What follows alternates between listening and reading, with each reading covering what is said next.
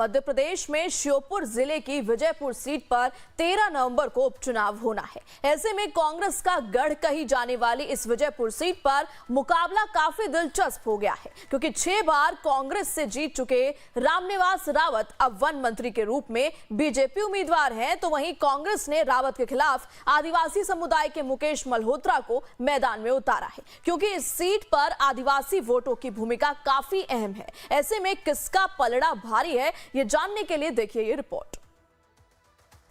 मध्य प्रदेश में श्योपुर जिले की विजयपुर विधानसभा सीट पर 13 नवंबर को उपचुनाव होगा।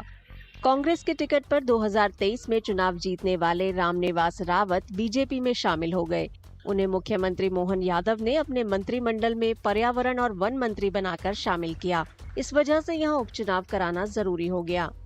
रामनिवास रावत जी बहुत कद्दावर नेता हैं, बहुत वरिष्ठ नेता है, देशभक्त हैं, देश को प्यार करने वाले नेता हैं। इसीलिए तो उन्होंने देशद्रोहियों का साथ छोड़ा और देशभक्तों के साथ आए हैं। वो भारतीय जनता पार्टी के विचार में इसीलिए आए हैं कि उनको लगता है कि मोदी जी के नेतृत्व में ये देश तेज गति से विकास कर रहा है और देश को यदि बचाना है तो निश्चित रूप से भाजपा को ही मजबूत करना है। अब क्योंकि कांग्रेस को उन्होंने छोड़ा है तो कांग्रेस के पेट में दर्द तो होगा ही होगा। रावत 1990 से 2023 के बीच कांग्रेस के टिकट पर विजयपुर से 6 बार जीते थे। अब कांग्रेस ने रावत के खिलाफ आदिवासी समुदाय के मुकेश मल्होत्रा को मैदान में उतारा है। उम्मीद है कि वे मजबूत टक्कर देंगे, क्योंकि इस सीट पर आदिवासी वोटों की भूमिका अहम है। रामनिवास जी को 5 बरस के लिए इस विजयपुर के साथ साथ जो वीरपुर जहाँ हम बैठे हैं, जनता ने 5 बरस के लिए चुना था और उन्हें 5 बरस तक अपनी विपक्ष में रह के भूमिका निभाना चाहिए थी। अब हम उस पर तो नहीं जाना चाहते कि उन्होंने क्यों किया, लेकिन मैं जब जनता के बीच जा रहा हूँ लगातार 4-5 दिन से, तो जनता हमसे उल्टा पूछती है कि विधायक जी हमारी समझ में ही नहीं आ रही।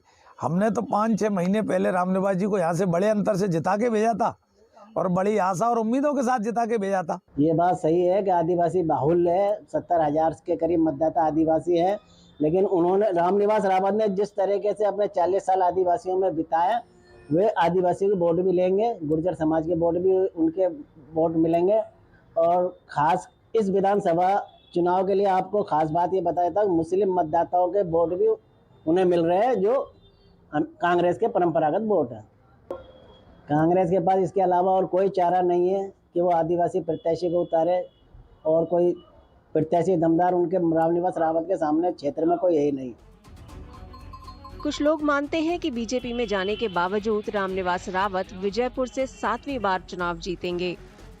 देखिए, जैसा कि आप जानते हैं कि इस समय राज्य में सरकार भारतीय जनता पार्टी की है और यहाँ पर अभी कांग्रेस से रामनिवास रावत जी बीजेपी में शामिल हुए हैं, तो लोकल के मंत्री हैं, क्षेत्रीय मंत्री हैं, तो यहाँ के लोग भी चाहेंगे कि इस बार उनको ही अगले आने वाले सालों में मंत्री बनाया जाए और उनको ही भारी मतों से जिताया जाए, क्योंकि इससे क्षेत्र का भी विकास भी होगा। अगर कांग्रेस का विधायक यहाँ से जीत जाता है तो उसका क्या वो क्षेत्र रह जाएगा, कोई मतलब नहीं रह जाएगा, क्षेत्र में विकास नहीं हो पाएगा, क्षेत्र हमेशा के लिए पिछड़ जाएगा। मैं बीजेपी की लहर देख रहा हूँ यहाँ, क्योंकि क्षेत्र के जो विधायक हैं जो कांग्रेस छोड़ के बीजेपी में आए हैं अभी, तो बीजेपी की सरकार है, क्षेत्र का विकास संभव है। बीजेपी का विधायक होगा तभी क्षेत्र का विकास हो पाएगा, संभव हो पाएगा, क्योंकि कांग्रेस का विधायक बनने से कोई औचित्य नहीं रहेगा। जैसे पिछड़ा हुआ हमेशा चलता आ रहा है, वैसे ही पिछड़ा हुआ क्षेत्र रह जाएगा। हम दुकानदार भाई हैं, हम तो यही चाहते हैं क्षेत्र में शांति बनी रहे और कोई दिक्कत नहीं है। वैसे तो बीजेपी सरकार ही बननी, बीजेपी विधायक ही बनना चाहिए। हालांकि कई लोगों का कहना है कि 6 बार के विधायक के लिए इस बार जीत आसान नहीं होगी। यहाँ जो दूसरा वोट बैंक है, वो वोट बैंक बीजेपी से या रामनिवास से नाराज है। वोट तो इकट्ठा किए जा सकते हैं, लेकिन वोट बैंक की जो बात आती है, जैसे हमारे यहाँ विजयपुर में धाकड़ समाज है, कुशवाहा समाज है, एससी समाज है, ये सारे वोटों को लेकर चर्चा है कि वो अभी रामनिवास जी के